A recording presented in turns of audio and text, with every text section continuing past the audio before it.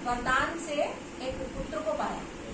तो वो पुत्र जो था महिषी यानी कि भैंस से पैदा हुआ, इसीलिए उसका नाम महिषासुर रखा। महिषा मतलब महिषी भैंस और सुर मतलब असुर जो होते हैं, असुर मतलब राक्षस, तो वो राक्षस था, तो इसलिए उसका नाम महिषासुर रखा।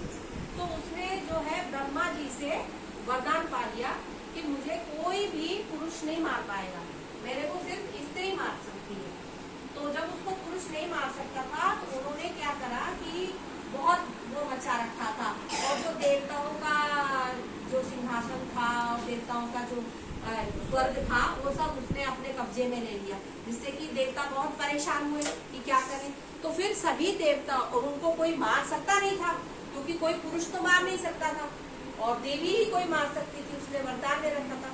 फिर सब देवताओं ने एक योजना बनाई सबने मिलकर कि उन्होंने जितने सारे देवताओं ने अपनी अपनी शक्तियों को मिलाकर एक शक्ति उत्पन्न की।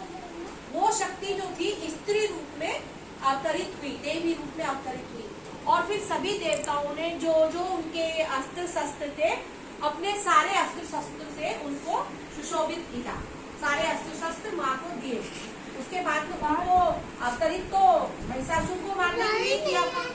फिर क्या होता है कि महिषासुर को मारने के लिए देवी ने उनको ललकारा, और वो युद्ध जो था 9 दिन तक चला। 9वें दिन महिषासुर को लग गया पता कि भाई ये तो कोई शक्ति है और अब मेरा वध निश्चित है। तो वो उनसे हाथ जोड़ के कहते हैं कि माँ तुम ही मेरा उद्धार करो, मैं तुम्हारे ही हाथों मारा जाऊं और तुम मुझे इस भूत से मुक्त कर दो। तो माँ उसमें प्रसन्न होती है और वो उसको वरदान देती है कि मेरी पूजा के साथ में तुम्हारी भी पूजा होगी। तो जब भी तुमने देखा होगा कि जिसमें काली माँ का रूप देखा होगा, सारे अस्त्र शस्त्र लेके होती है, तो वो पैर एक राक्षस के ऊपर उन्होंने रखा होता है, तो नीचे जो वो राक्षस दिखाते हैं वो महिषासुर ही होता है। तो माँ ने उनको प्रसन्न होकर कहा कि मेरे साथ में तुम्हारी भी पूजा होगी।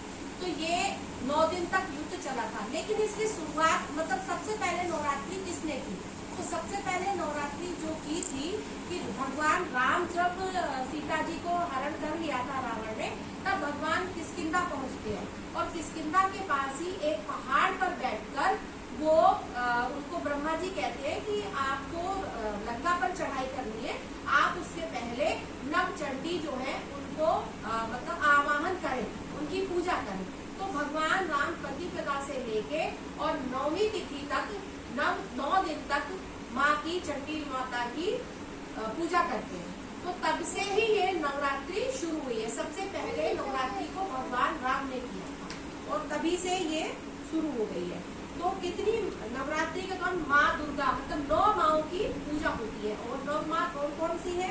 एक है शैलपुत्री, दूसरे नंबर पे है ब्रह्मचारिणी, तीसरे नंबर पे चंद्र घंटा, चौथे नंबर पे कुष्मांडा, 5वें पे स्कंद माता, 6ठे पे कात्यायनी, 7वें पे कालरात्रि, और 8वें पे महागौरी, और 9वें पे सिद्धिदात्री। 9 माँओं की पूजा होती है। वैसे साल में 4 नवरात्रे होते हैं, 2 गुप्त नवरात्रे होते हैं और 2 एक शरद में जो आते हैं और एक ये चैत्र में जो आते हैं। लेकिन जो गृहस्थ जीवन मतलब हम लोग सब जो होते हैं वो 2 ही नवरात्रों की पूजा करते हैं, और जो